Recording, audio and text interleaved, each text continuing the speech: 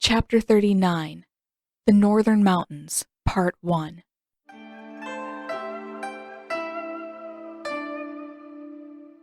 I don't know about this, Sokka hissed.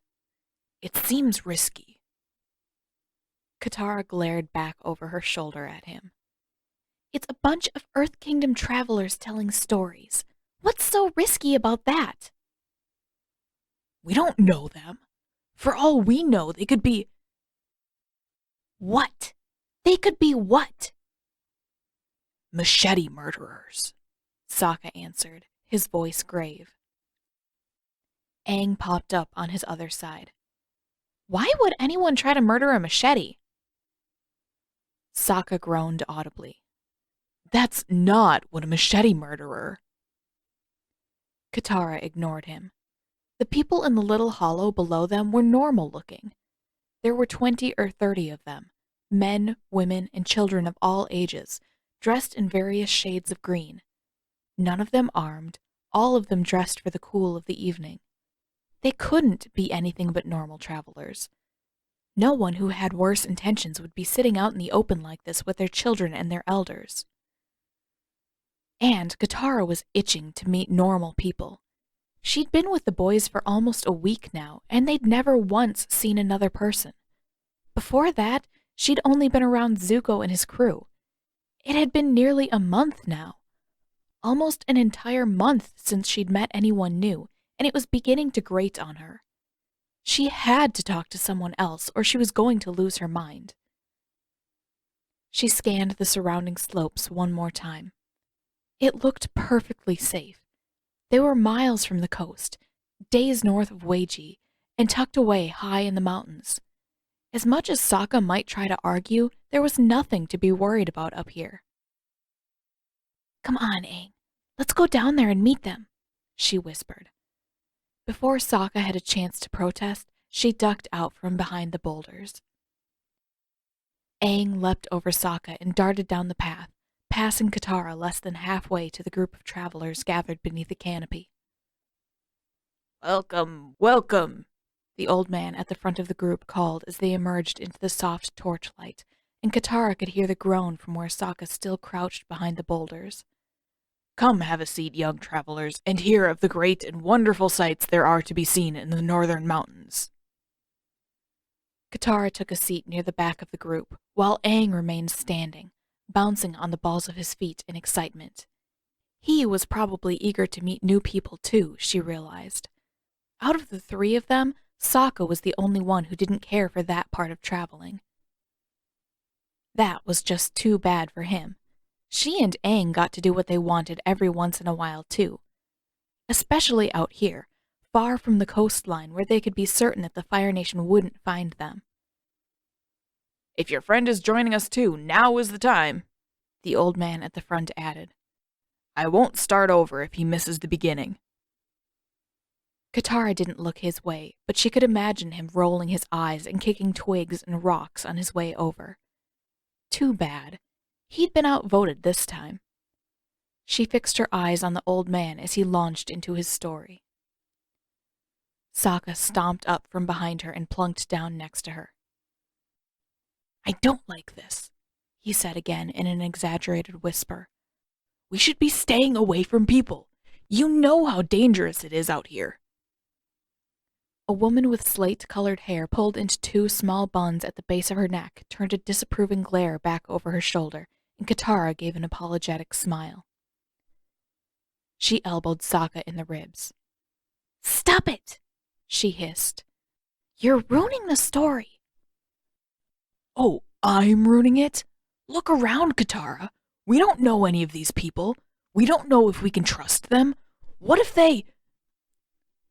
She gave Sokka her most venomous look before standing up and working her way around to a different seat along the side of the group.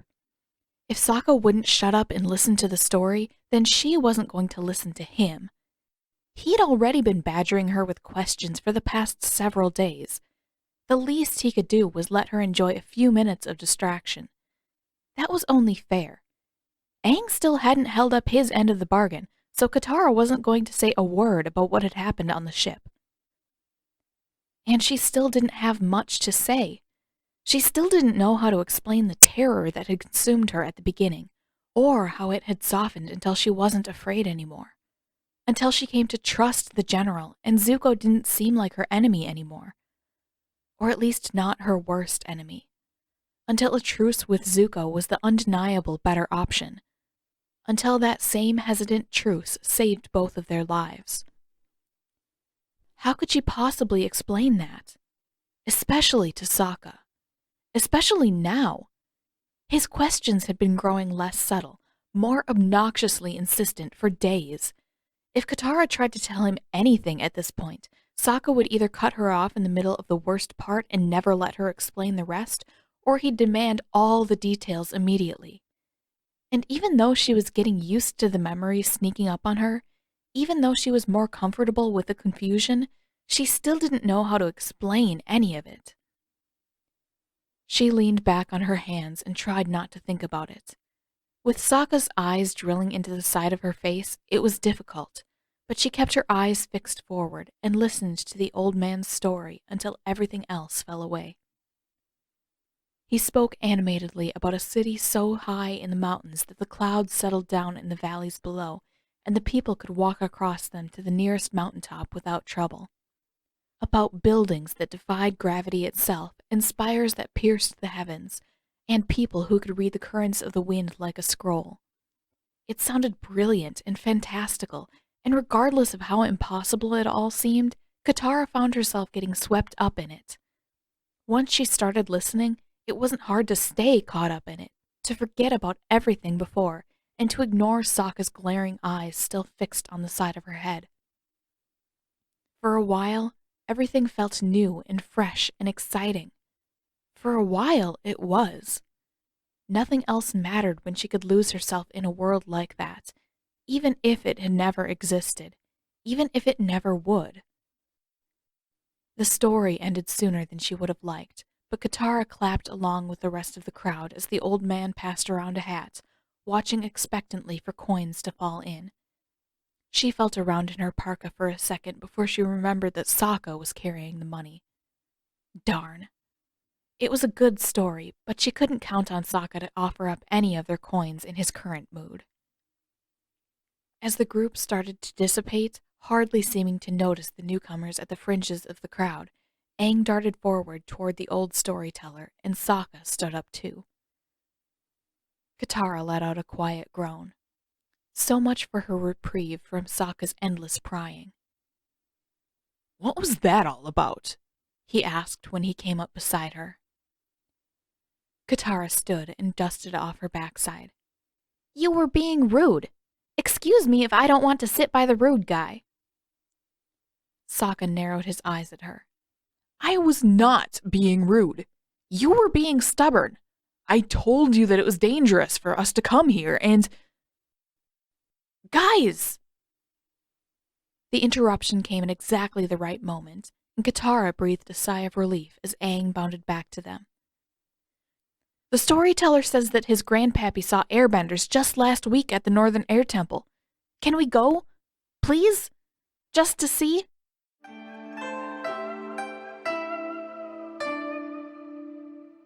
Sokka was not in a good mood. In fact, he'd go so far as to agree with Aang right now. He was grumpy. Deeply, undeniably, unrepentantly grumpy. And he wanted the whole world to know about it. Or, for now, maybe just Katara and Aang. They'd do just fine. Crossing his arms tight across his chest, Sokka kicked out his legs in front of him and let his face crease into a scowl. He wasn't just trying to crush everyone's fun. That was the most annoying thing. He was trying to be the responsible one and keep Katara and Aang far, far away from people who might want to hurt them. They couldn't possibly think that this whole trip was a good idea. It wasn't. In fact, the very best thing they could do right now would be to fly directly north, never stopping once until they reached the North Pole. That, or backtracking to find Dad. Anything else was an unnecessary risk. Sokka crossed his arms tighter, and Momo chattered as if in reproach. Sokka didn't care. He was not going to cheer up just because Momo was trying to scold him. He didn't listen to scolding from lemurs. "Please don't get your hopes up too high, Aang," Katara said, hanging over the front of the saddle.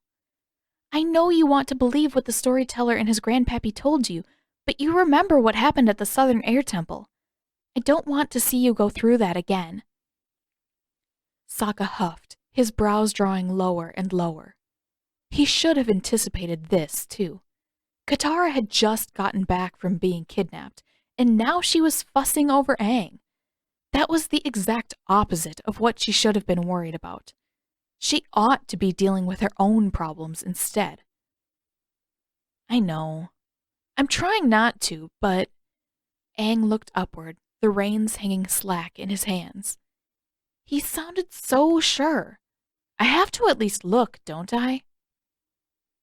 And there Aang went again, playing right into it. Katara was clearly just trying to avoid talking about what had happened to her, and Aang ought to know better than to go along with it. They'd talked about this. Sokka was the leader. He was supposed to be taking care of all of them, and Aang was supposed to be helping him figure out the truth. But of course Katara was making that difficult, and of course Aang was taking her side. "I guess." Katara turned partway back around. "Just be careful, okay? Try not to believe everything that guy told you." Sokka huffed again, and this time Katara glared at him. "Can I help you, Sokka?" He scowled. No. That was exactly the problem. She was too busy making up things to worry about to deal with the problems right under her nose. Problems that could only get worse if they continued to collectively ignore them. Zuko was still out there, after all. If Sokka didn't know the details of what had happened, he might not be able to prevent it happening again.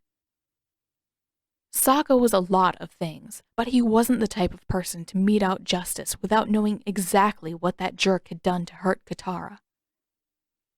"You could tell us the truth," Sokka muttered. "What was that?" His frown deepened. "I said you need to stop acting like we're going to forget what happened. Obviously, you're not fine if you're not going to tell us anything." Katara looked confused for a second. "What happened?" Her confusion lifted, and she shifted seamlessly into a glare. "How many times do I have to tell you to drop it?" "Hey, I'll stop asking as soon as you tell me the truth. What did Zuko do to you?" She shifted, looking uncomfortable. "See? Ugh, why was Sokka the only one paying attention to this? This was not good. In fact, this was the very definition of not good." "I told you I don't want to talk about it," she snapped. "Just drop it, Sokka. I'm serious." "Why? Was it that bad? Because I'm more than ready to kill Zuko the next time we see him. Just tell me what happened, then the next time we run into him." "Stop it, Sokka! Nobody's killing anyone!" "You won't have to worry about him anymore," Sokka finished. "I'm trying to look out for you." "I didn't ask you to look out for me, and you wouldn't be looking out for me by killing Zuko." Sokka jabbed a finger at her. "Ha! So you don't want me to kill him? Why? That's all I want to know." Katara's mouth hardened into a firm line, and for a second, her glare almost looked like Gran-Gran's. But rather than speaking, she crossed her arms right back at him and turned to face forward again. "How much further, Aang? I'm tired of listening to Sokka." "What? I'm not even saying much. I just asked—" Aang looked back, his eyes wide, his expression just a little alarmed. Huh. He still hadn't grasped Sokka's lecture about arguments being normal, had he? But this was more important than most of their squabbles, and Sokka had no intention of letting it go. He had to know what had happened. He had to know exactly how much revenge he had to dole out, exactly how far he'd have to go to make sure that Zuko would never, ever harm Katara again. It was for her own good. Sokka just wished that Katara would realize that. Can you two please stop fighting? Katara, can't you just tell? Even Sokka knew that that one was a mistake. He winced when Katara whirled toward Aang. You're more than welcome to hold up your end of our deal, Aang, but I'm not telling anyone anything until I'm ready and you both stop trying to drive me crazy. Deal? What deal? Before Sokka got a chance to ask, Katara pointed to a distant peak. There! Is that it? It looks a little bit like the Southern Air Temple to me. It did look like the Southern Air Temple. Pale spires stabbed upward into the sky, much higher and much sharper than any of the surrounding peaks. Damn it. They weren't supposed to find the temple this soon. Appa's saddle was practically the only place where Sokka could corner Katara and get her to listen to his questions. As soon as they landed anywhere, she had a habit of running off and burying herself in waterbending practice, or cleaning, or something, anything else to avoid Sokka. That wasn't going to work this time. This time, Sokka was determined to get to the bottom of things. The temple couldn't be big enough for Katara to avoid him the entire time. As they flew closer, the tiny, dark shapes swooping through the air came into view, growing more apparent by the second. It's true, Aang said, almost in a whisper. It's really true.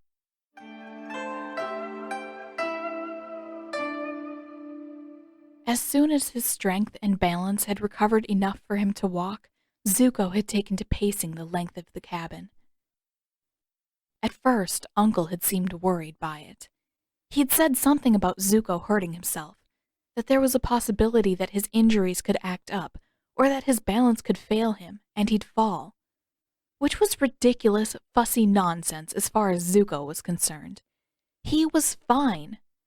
Or as close to fine as he could be, with still healing cuts and bruises and burns all over his body and aching ribs. At some point, though, the worry had abated, and Uncle had decided that the pacing was actually a good thing. A good way for Zuko to regain his strength, to establish his equilibrium, and to keep his lungs working properly. It had taken a while before Zuko realized that Uncle must have been worried about the danger of pneumonia. Between the near drowning and the broken ribs, that certainly wasn't impossible. Zuko didn't care much for the health benefits of his pacing. He didn't feel any better from all the walking, but in some ways, a little pain was easier to manage than the questions that bombarded his mind every time he stopped. At least when he was moving, he didn't have to wonder so much about why Katara had pulled him out of the water. At least when he'd exhausted himself, he could lie down and drop off to sleep without thinking about what came next, without dreaming about what had happened, about what still could.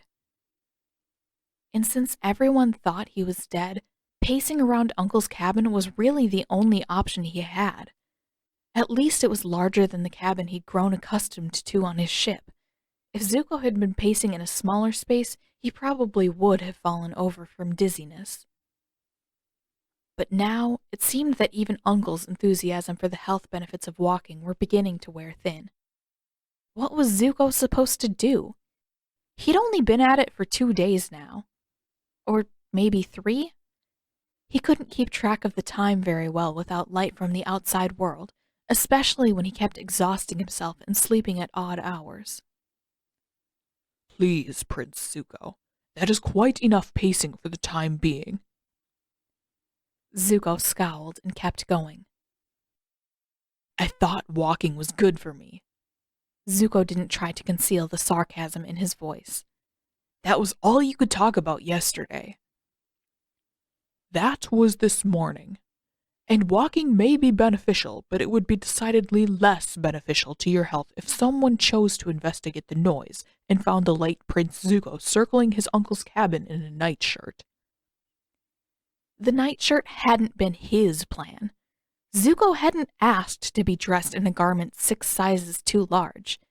That was all Uncle's idea. He'd said something about the looser fabric being less abrasive, less painful on Zuko's injuries, but this was ridiculous. But Zuko's old clothes had been badly damaged, and Uncle had insisted, and now Zuko was practically swimming in gold-trimmed silk. I'm not making that much noise, Uncle. It is not so much the volume that worries me as it is the pattern. You have been up and down this cabin countless times, Prince Zuko. If you are not cautious, someone may realize that there are two distinct strides in this cabin. So what? As long as both of them weren't moving around at the same time, no one would know the difference. And so far, Uncle had been sitting almost the entire time that Zuko was awake. There was nothing for anyone to notice. And truthfully, after seeing the box that Uncle had used to haul him onto the ship, Zhao's crew ought to be more surprised to find Uncle alone than to realize that Zuko was in here too. The box was gaudy and horrible and enormous. It looked almost like it was meant for smuggling bodies. What else do you want me to do, Uncle? I'm stuck in here. Everyone thinks I'm dead. Either I can pace around a little or I can lose my mind. Perhaps you could join me in a game of Pai Sho, Uncle offered. Zuko snorted. That had to be a joke. His head felt better, but not that much better. Even when his head didn't throb with each sudden movement, he barely understood the game. Or in a discussion of our next steps. That sounded better than Pai Sho, but still not great. Because thinking about the future meant thinking about the fact that his ship was gone, and his crew was absorbed into Zhao's. Everything about that prospect made him uneasy. How could he continue without any resources? Could he catch up with the Sky Bison without a ship of his own? Would it do any good if he could? Uncle claimed that Katara was safe, but that didn't necessarily mean that she'd found the rest of her group. It didn't mean that she had stayed safe. Not that Zuko should care. He'd done everything he could, and if she hadn't figured out where to go from there, it wasn't his fault. Why should it matter to him anyway? Even if he still had a ship, he wasn't convinced that he could go back to hunting Katara. He wasn't sure he wanted to. After everything with Katara, he'd never escape the thought of the awful things that could happen if he brought her back to the Fire Nation. The monk probably wouldn't be much better, but Katara... Would it even matter? If the world thought that Zuko was dead, was going home even an option? It burned in his throat, but Zuko couldn't keep the question in. Does Father think that I'm... Uncle looked up, and Zuko found that he couldn't say it. He couldn't force the word out. I have heard nothing certain, Uncle answered gently. But I would be rather surprised if Zhao had not sent word of the accident back to the Fire Nation by now. Zuko regretted the question. Knowing that Father had approved of Zhao taking away his ship and his crew was bad enough. But if Father thought he was dead... Zuko wanted to yell, to bend at something, to do anything to get these feelings out of his chest, but he couldn't. He couldn't even hide from Uncle's steady gaze. An anguished groan tore its way out of him, and Zuko crumpled to the edge of the bed. He pressed his head between both hands as if the pressure could force the thoughts out of his head, or at least quiet them. It didn't help. In fact, if anything, the thoughts got louder. And he could feel the stubble covering his scalp. Katara would hate that. She'd tell him that his hair looked stupid, and Zuko would be embarrassed, and he would inevitably retreat to his cabin to shave. But not this time. Katara wasn't here. No one would tell him that his hair looked stupid. And there was nowhere for Zuko to retreat anyway. Nowhere he could find even a moment of solitude to shave his head properly anyway. He'd just look stupid then. Out of spite. Spite that only Uncle would ever see. An uncomfortable minute passed before Uncle spoke. Prince Zuko. How am I supposed to go home now? Zuko burst out. If everyone thinks I'm dead, would it even make a difference if I brought the avatars back? Shh, Prince Zuko. We must be quiet or you may be found out. Would it matter? If Zuko couldn't go home, then there was nothing left for him anyway. His head dropped back into his hands. There was some rustling and a few light footsteps. Then the bunk shifted a little as Uncle took a seat beside him. Do not lose hope, Prince Zuko. The world is large and rife with possibility. Zuko stared down at his knees. He didn't see how it could be.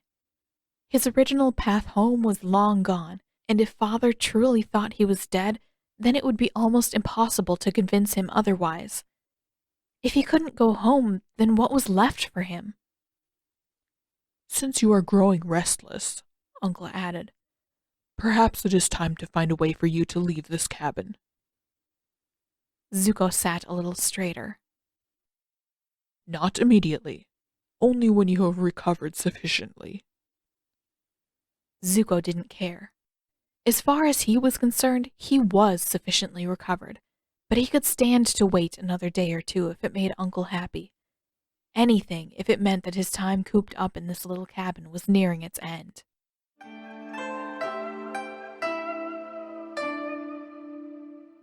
Normally, Katara would have leapt at the opportunity to meet the people living at the air temple.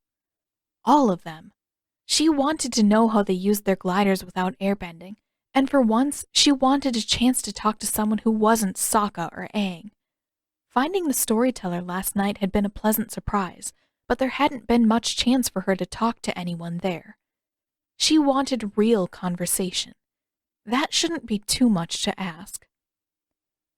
But unfortunately, Sokka was chatting with everyone he could find. He detected a whiff of science stuff on the air, and there was no stopping him after that. Which wasn't a problem in its own right, but Sokka was slowly driving Katara to insanity. Much as she wanted to meet the refugees living here, she was even more interested in avoiding Sokka when he inevitably remembered their squabble and began interrogating her about Zuko's ship again.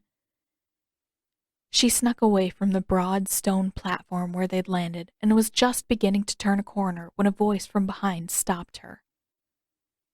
"Where are you going?" Katara started and turned back to find a girl with twin knots of hair at the top of her head staring accusingly up the path. For a second, Katara just stared. The girl was probably a little younger than Aang, but she held herself with a surprising amount of authority for her size. "I don't know. I'm just exploring," Katara answered. "Why?" "Because I've never been here before." The girl frowned and advanced up the path. "You're a stranger." "I guess so. I'm here with the Avatar." It felt weird to say that again. His people used to live here. "But you're a stranger. Why didn't you wait with the others? It's practically a party down there."